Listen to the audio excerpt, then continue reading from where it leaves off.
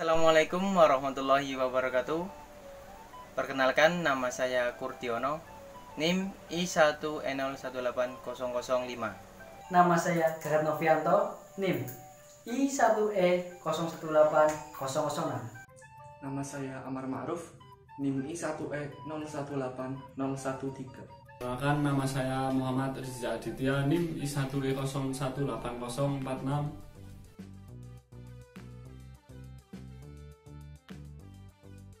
Permainan boy-boyan merupakan permainan tradisional di Pulau Jawa. Permainan ini sangat sederhana dan mengasihkan. Namun, permainan ini juga bisa dikatakan sebagai permainan yang menguji adrenalin. Karena dalam bermain boy-boyan terkesan menegangkan. Setiap pemain harus pandai-pandai melarikan diri. Selain itu, permainan boy-boyan ini syarat makna kehidupan. Boy-boyan hampir sama dengan bowling, mana kita akan melempar bola ke sasaran yang dituju. Sejarah permainan boy-boyan ini berasal dari anak-anak Cina. Anak-anak Cina menyebutnya dengan nama Cina Boy. Dahulu kala, anak-anak Cina banyak yang bertransmigrasi ke Pulau Madura secara tidak langsung. Mereka memainkan permainan boy-boyan ini di daerah Madura, sehingga permainan ini berkembang pesat. Pada perkembangannya, anak-anak Madura menyebutnya dengan nama boy-boyan. Permainan boy-boyan ini dimainkan oleh dua kelompok. Kelompok yang satu bertugas untuk melempar bola, dan kelompok yang satunya bertugas untuk menyusun kumpulan batu atau pecahan genteng. Permainan boy-boyan ini membutuhkan kecepatan dalam menyusun kumpulan batu atau pecahan genteng dan kerjasama.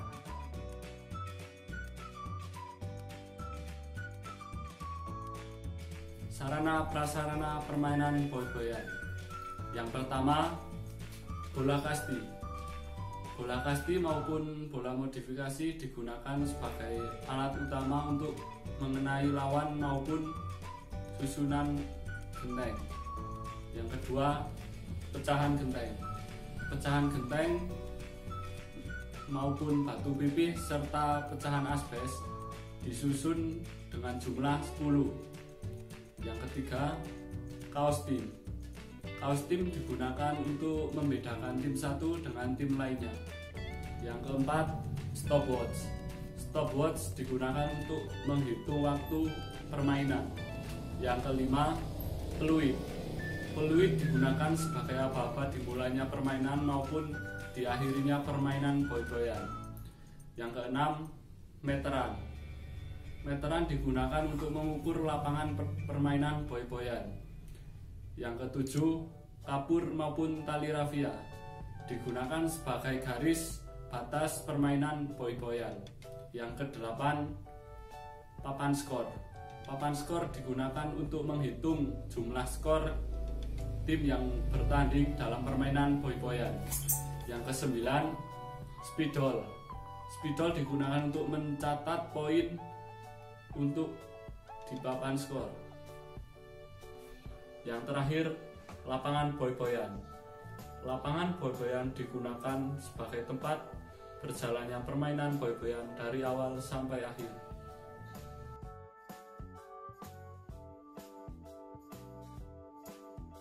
Sepanjang 15 meter dan lebarnya 10 meter. Dan kita harus punya tim, ya. Kita membagi tim menjadi 3 kelompok. Setiap kelompoknya ada 10 orang. Dan tim intinya ada 7 orang dan tim cadangannya 3 orang. Jadi setiap tim itu memiliki cadangan 3 orang. Oke, langsung ya. Ini adalah lingkaran dimana pecahan genteng yang terdiri dari 10 keping. Nantinya untuk sebagai sasaran dan untuk ditata kembali. Dan ini adalah garis dimana area pembatas untuk melempar atau menggelindingkan. Jaraknya adalah 2,5 meter ya. Ini tempat orang yang melempar dan ini adalah orang yang defend. Ini adalah referee, yaitu wasit. Jadi tim A, tim B, tim C itu nanti yang salah satu timnya tidak bermain, maka nanti akan untuk sebagai wasit ya. Jadi tidak ada yang nganggur rasanya. Langsung ketika tim A, ini anggap aja tim A ya, dan ini tim B. Tim A melaksanakan menggelindingkan atau melempar mengenai sasaran kepihan genteng ini, dan tim B itu sebagai defend ya. Ini offense dan ini defend. Menggelindingkan atau melempar satu, ini memiliki satu orang satu kali pelaksanaan. Jadi setiap timnya itu ada 7 kali pelaksanaan. Itu selama permainan itu menggunakan waktu 10 menit ya, 10 menit. Ketika tim A melaksanakan dan menggelinding atau melempar genteng tidak berhasil, maka tim A harus bergantian menjaga di daerah sini, maka tim B di sini ya. Ketika tim B melaksanakan melempar satu kali sudah mengenai, maka tim A ya, yang tadi sudah bergantian, harus bisa mengenai semua orang yang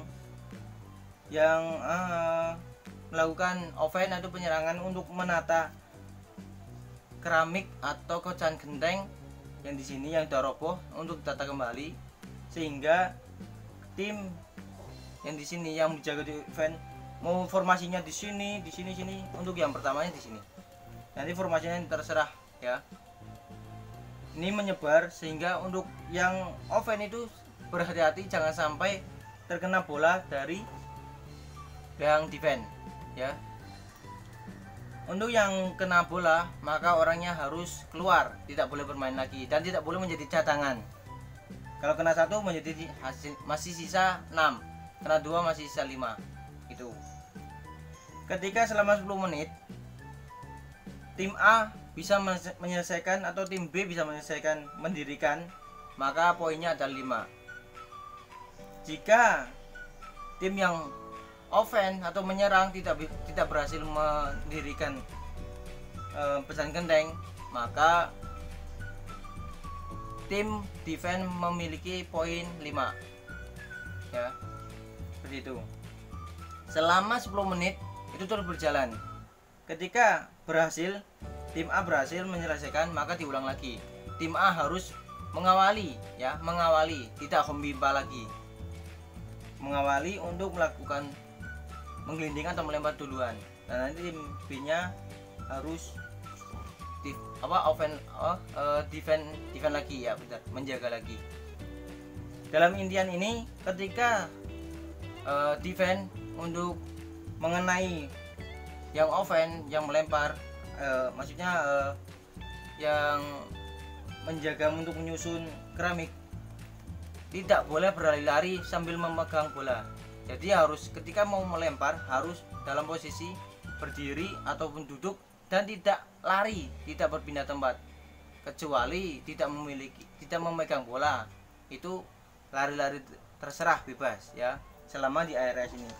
Ketika yang offense untuk menata keramik keluar dari garis ini 15 meter panjangnya dan lebarnya 10 meter, maka dianggap dia terkena bola atau dikeluarkan, tidak boleh main lagi dan tidak boleh cadangan ya. Dalam permainan ini harus sportif. Tim A, tim B, dan tim C menjadi wasit, dan sebaliknya ketika tim C main bersama tim B, maka tim A harus menjadi wasit, seperti itu.